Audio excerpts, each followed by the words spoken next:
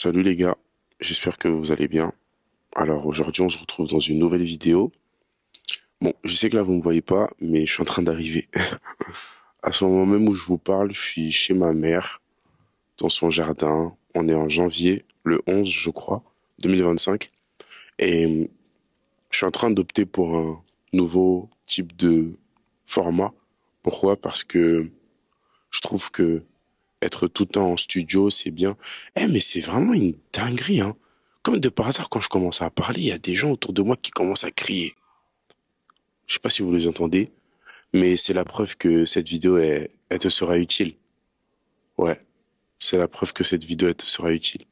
En tout cas, je vais pas vous cacher qu'en ce moment, c'est difficile. Pourquoi c'est difficile? Parce que j'ai tellement de pression, en fait. Et je pense que la pression que j'ai, c'est pas une pression en mode, une mauvaise pression, c'est une bonne pression. Mais j'ai compris que, parfois dans la vie, ça me fait trop penser à la phrase, parfois dans la vie, ah! Non, mais en vrai, je pense que on n'a pas des problèmes. On a juste envie de réussir. Il y a des gens qui n'ont pas de problème parce que ils sont dans leur zone de confort et ils restent dans leur zone de confort. Et les défis qu'ils ont, c'est pas des défis dus au fait qu'ils ont envie de sortir de là. Mais c'est des défis, je dirais qu'ils ont pour rester là où ils sont, alors que Dieu veut les amener autre part. Mais ceux qui acceptent les défis les voient différemment et c'est ça qui fait que le défi est différent. Bref, je sais pas si vous m'avez compris d'ailleurs, j'ai fait le philosophe. En tout cas, là, dans cette vidéo, je vais parler de la dépendance affective. Pourquoi? Parce que je pense pas que j'ai...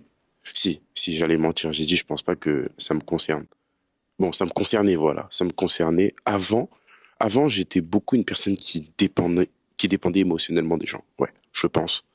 Mais maintenant, non, parce que j'ai rencontré Jésus. Jésus. Qui m'a libéré et qui est vraiment mon amour et parce que la Bible dit que, il est le consommateur de notre foi. Mais c'est lui aussi qui répand l'amour de Dieu dans nos cœurs. Ça veut dire, c'est lui qui répand l'amour et c'est lui qui reçoit l'amour.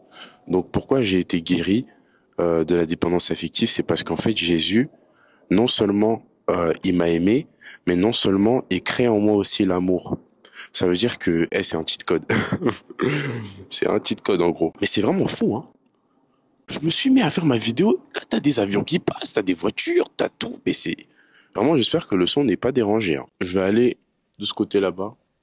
Il y a un petit barbecue et il y a une petite planche. Je vais tourner la caméra.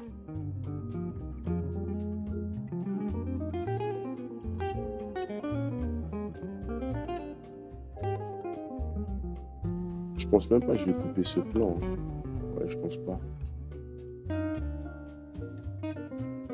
Par contre, il y a v'là la boue, hein. J'ai des chaussettes toutes blanches. Et mes sandales, elles sont pas épaisses. Bon, bah écoute, pour vous, je le fais. Pour vous, I'll do it. Ah bah disons que quand j'étais petit, j'aimais trop les recoins comme ça, genre un peu bizarre. Et je m'imaginais des scénarios de ouf. Je sais pas si vous me voyez bien là. Je crois que je suis trop loin, non? J'essaie de me rapprocher. Et en plus, je trouve que c'est bien de faire du contenu comme ça parce que, vous voyez, sur les réseaux, on a tellement l'habitude de voir des montages, des effets spéciaux, et on n'arrive plus à voir des vidéos toutes simples comme ça. Genre là, dans cette vidéo, je pense que je vais faire zéro montage, hein. Je vais tout laisser comme ça. Mais au pire, je reste debout comme ça et je vous parle, hein. Après, je vous mens pas, je suis fatigué, les gars. Enfin, mon corps est fatigué, mon esprit en feu. Shirakata branizo velekeliamasa. Apalian de fol de glade oui de save de glaon. Leklemeando fele de glamas qui pratou fele andosai. Ah, le parler en langue, qu'est-ce que c'est ravissant. Je fais du ASMR de parler en langue. Bon, en vrai, depuis, j'ai même pas entamé le sujet. Ça aussi, c'est une attaque. Bon, c'est parti. Ouais, du coup, les amis, je sais ce que je vais faire. En fait, je pense que je vais mettre la caméra devant le barbecue. Je pense que c'est mieux comme ça. Allez, je vous emmène avec moi. Voilà. Hop, hop, hop, hop. Regardez le petit pommier ici. Franchement, chez ma mère, c'est grave beau, hein. Elle a une super belle maison. Vraiment, Dieu lui a fait vraiment grâce. Que la même grâce vienne sur ta vie. Je prie que le Seigneur te donne une maison aussi. Mais qu'elle puisse devenir un sanctuaire. Pas une maison où vous faites... Je vais vous mettre une petite vidéo. Et vous allez me dire ce que vous en pensez. Je pense que je vais nommer cette vidéo mentalité chrétienne, mentalité païenne. Pourquoi? Parce que je trouve que on a beaucoup insulté les païens. Ouais, ils vont aller en enfer. Ouais, ils vont aller en enfer. Les païens, ils prient des autres dieux. Les païens, c'est des satanistes. Les pauvres, ils en prennent vraiment plein la figure. Mais Dieu leur reconnaît une chose. Tu vois, quand tu étudies la généalogie de Caïn, bah, tu vas voir que tous les descendants de Caïn sont des gens qui avaient beaucoup d'intelligence, beaucoup de création, d'innovation. J'essaierai de vous retrouver ça. Mais tu peux aller chercher toi-même aussi sur ChatGPT. La descendance de Caïn, c'était vraiment des intellectuels, des forgerons. En gros, c'était des gens qui bossaient, quoi. Mais quand tu vois la descendance d'Adam, bah franchement, c'était pas trop ça, quoi. Et j'ai étudié le sujet et je me suis rendu compte que, en fait, quand les gens savent qu'ils n'ont pas Dieu, bah, ils vont compter sur eux-mêmes. Et ça peut paraître égoïste, et ça l'est. Ça peut paraître égocentrique, et ça l'est. Mais ça donne quand même un certain fruit, ouais. Bah, par exemple, l'homme le plus riche du monde, Elon Musk, il n'est pas chrétien. Pourtant, je suis désolé, mais il fait un travail extraordinaire. Aujourd'hui, si le monde connaît l'évolution de la voiture électrique, c'est un petit peu grâce à Elon Musk, Mark Zuckerberg, Jeff Bezos, tout ça, toutes ces personnes ne sont pas des chrétiens, mais elles ont accompli des choses quand même assez respectables, honorables, et qui donnent quand même un certain respect, tu vois. Et donc moi, pourquoi je fais cette vidéo? Parce que j'ai voulu comprendre comment les païens voyaient la dépendance affective. Ouais, j'ai vraiment voulu voir comment les païens, eux, traitaient la dépendance affective. Parce que tu peux rencontrer des païens qui te disent « Ouais, moi, Clinton, j'étais dans la dépendance affective, mon ex, il me manquait, ou bien, bref, émotionnellement parlant, j'ai une blessure et j'ai réussi à être restauré de ça. Et j'ai réussi à être restauré de ça. Mais la question, justement, c'est comment eux, ils ont fait, en fait. Comment eux, ils ont fait. Et donc, je suis tombé sur une vidéo. Je vais vous la faire écouter, vous allez me dire ce que vous en pensez. Écoutez ça. Tu n'étais pas censé marquer ma vie. Et pourtant, sans prévenir, tu t'es glissé dans mes pensées. Pas comme un éclair, mais comme un murmure, un frisson que je n'ai pas vu venir. Ce n'était pas une histoire de destin, ni de hasard. Juste toi, avec ta façon d'exister, d'être là sans en faire trop. Et maintenant, tout me ramène à toi, chaque silence, chaque battement, comme si, sans le savoir, tu étais déjà une partie de moi. Et ouais, du coup, vous avez pu voir ce que cette vidéo dit. Et franchement, moi, je trouve que il n'y a aucun verset biblique. Il y a, on peut dire, aucune pensée biblique non plus. Mais je trouve que c'est assez vrai quand même, vous voyez. Et en étudiant le sujet, je me suis dit que, tu vois, sincèrement, hein, j'ai rarement vu certains pasteurs parler de comme l'audio a parlé en fait. Je sais pas si vous voyez ce que je veux dire. C'est-à-dire là, c'est pas des pasteurs, ce sont des païens, des gens qui ne croient pas au vrai Dieu, des gens qui ont leur croyance mais qui n'ont pas la véritable croyance, tu vois. Et pourtant, leur raisonnement n'est pas dépourvu de sens, tu vois ce que je veux dire. Et en fait, pourquoi j'ai pris cette vidéo? Parce que en fait, les païens, ils ont pas de tabou. Et le but, c'est pas écouter et être en mode oh, la dépendance affective et puis se rouler dans la boue, tu vois. Là, quand même, je voulais apporter un équilibre. C'est que la Bible dit à celui qui nous a aimé le premier. Celui qui nous a aimé le premier. En fait, moi, j'ai juste envie de dire à quelqu'un qui souffre de dépendance affective, c'est que il y a quelqu'un qui te fait souffrir, mais qui connaît même pas ta valeur. Ça veut dire, en fait, tu souffres à cause de quelqu'un qui ne connaît pas ta valeur. Et la Bible dit, c'est le Seigneur qui parle, il dit, tu aimeras l'Éternel, ton Dieu, de tout ton cœur. Mais vous savez que c'est une dinguerie de dire à quelqu'un que tu dois m'aimer de tout ton cœur. Parce qu'il n'y a personne qui est obligé de te dire que tu dois l'aimer. Personne. Ni ton père, ni ta mère n'a on a le droit de te dire que tu dois m'aimer parce que ta liberté s'arrête à ce que toi-même tu as envie de penser des autres. Entre toi et toi, il y a que toi qui peux décider ce que tu as envie de faire. Là, je parle bien de quelqu'un qui est sans Dieu, mais quelqu'un qui comprend qui est Dieu, c'est-à-dire quelqu'un qui comprend que il ne s'est pas créé lui-même, donc il ne doit pas faire ce que lui il a envie de faire, mais que Dieu doit décider ce que lui doit faire. Lorsque tu souffres de dépendance affective, en fait, tu dois te repentir. Tu dois te repentir parce que tu n'as pas la connaissance. Et même s'il y a un trou devant toi et que tu ne le savais pas, si tu tombes, malheureusement, ça sera quand même de ta faute, même si tu ne le savais pas. Et souvent, quand je dis aux gens qui souffrent de dépendance affective qu'ils doivent se repentir, ils me disent mais c'est pas de ma faute, etc. Ben, en fait, si. Parce que la Bible dit, veille sur ton cœur plus que toute autre chose, car c'est de là que coulent les sources de la vie éternelle. Donc, c'est à toi de veiller sur ton cœur. Et si tu as manqué à cela, bah, tu dois te repentir. Et moi, je me suis repenti. J'ai vraiment confessé, j'ai dit à Dieu, effectivement, j'ai laissé des personnes me traiter, me définir. J'ai laissé des personnes qui ne connaissaient même pas ma valeur me la donner, en fait. Et pour ça, vraiment, je suis désolé, parce que c'était à toi de le faire. Et en gros, l'antidote par rapport au fait de sortir de la dépendance affective, mais en fait, c'est juste de connaître la parole, de demander à Dieu, qu'est-ce que tu dis de moi? Tu veux que je te donne le verset? Je vais pas te donner le verset, je vais te donner une explication. Ce sera plus simple pour toi. Est-ce que Dieu se trompe? Non. Ok. Qui t'a créé? Dieu. Est-ce que Dieu s'est trompé en te créant? Non. Donc ça veut dire que si tu es comme tu es, si ta forme physique est comme elle est, c'est parce que Dieu voulait qu'elle soit comme ça. Donc dis pas que j'ai un gros nez, une grosse bouche. Pour sortir de la dépendance affective, en fait, tu dois comprendre qui est Jésus. Le jour où tu comprendras qui est Jésus, je t'assure, tu comprendras que c'est un être qui est tellement submergé, rempli, envahi d'amour. Ouais. Jésus, vraiment, il m'a guéri, il m'a nettoyé, il m'a aimé. Genre l'amour de Jésus, c'est comme une mer qui n'a pas de fin. C'est comme une source intarissable. Ça veut dire lundi, tu viens, il te donne. Mardi, tu viens, il te donne. Mercredi, tu viens, il te donne.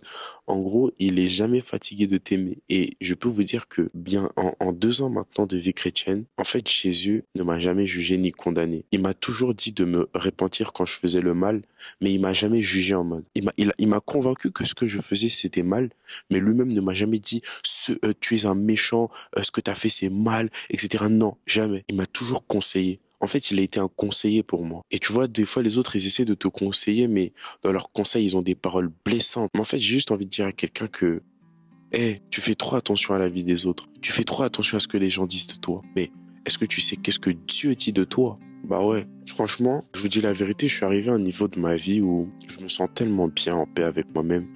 Et pourtant, je vous dis, j'ai 10 000 problèmes, mais c'est pas grave. Parce que l'amour que Jésus m'a donné n'a rien à voir avec mes problèmes. Et pourtant, il me donne une paix par rapport à ça. Ouais. En fait, j'aimerais tellement que le Saint-Esprit parle plus que mes mots dans cette prédication. Enfin, dans cette exhortation, dans cette vidéo, parce que j'ai pas trop grand chose à dire si ce n'est que, Jésus t'aime, en fait. Et souvent, on pense que le Jésus t'aime, c'est pour les non-croyants. Non. C'est encore plus pour les croyants. Parce que souvent, une fois qu'on sait que Jésus nous aime, on pense qu'après, pas qu'il nous aime pas, mais qu'il nous aime moins. Mais Jésus t'aime. Que tu sois pasteur, apôtre, Jésus t'aime. Il t'aime, il t'aime. Son amour est disponible. Et s'attendre à être aimé par une créature qui a besoin d'être aimée, c'est comme attendre d'être sauvé d'une noyade, alors que celui qui doit te sauver se noie avec toi. C'est impossible. T'es là, tu cherches l'amour de ce garçon, mais lui, il sait pas comment t'aimer. Il y a que Dieu qui sait comment t'aimer. Je t'assure, l'être humain est trop compliqué. L'être humain, j'ai aimé un jour.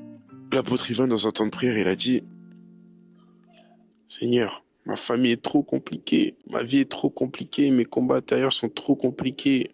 Et il avait raison, c'est trop compliqué la vie. Faut juste comprendre que ça peut paraître bisounours et has-been, mais au final, la simplicité de l'amour de Dieu m'a donné plus de paix que la complexité de la philosophie des hommes. Je suis en paix avec moi-même. J'aime Jésus. En fait, je suis juste un mec chill qui aime Jésus. Et pourtant, avec tout ce que je dis, on peut paraître que je suis un flemmard. Ou un mec qui marche lentement dans la rue et qui a une fade idée de la vie, mais en vérité, je suis un bosseur. Mais avec tout ce que je fais sur les réseaux ou dans ma vie perso, il y a toujours cette réalité divine qui me revient en pleine face, en pleine face, et je me dis, mais en vérité, tout est vanité. La seule chose qui compte, c'est aimer Dieu, le servir. Ouais. Je Je pense que c'est la seule chose qui compte. Aimer Dieu et le servir. Et ça vient du plus profond de mon cœur. Là, tu me demandes, Clinton, qu'est-ce que tu as envie de faire? D'aimer Dieu et le servir. Le servir, lui donner mon corps comme un sacrifice doux et agréable, intercéder pour les âmes et gagner les âmes. Et le reste, ça viendra. En tout cas, je sais pas si cette vidéo vous a fait du bien ou vous a plu. Je sais pas si ce format vous intéresse. On arrive au terme de cette vidéo, mais vraiment, je suis tellement sincère dans mes paroles.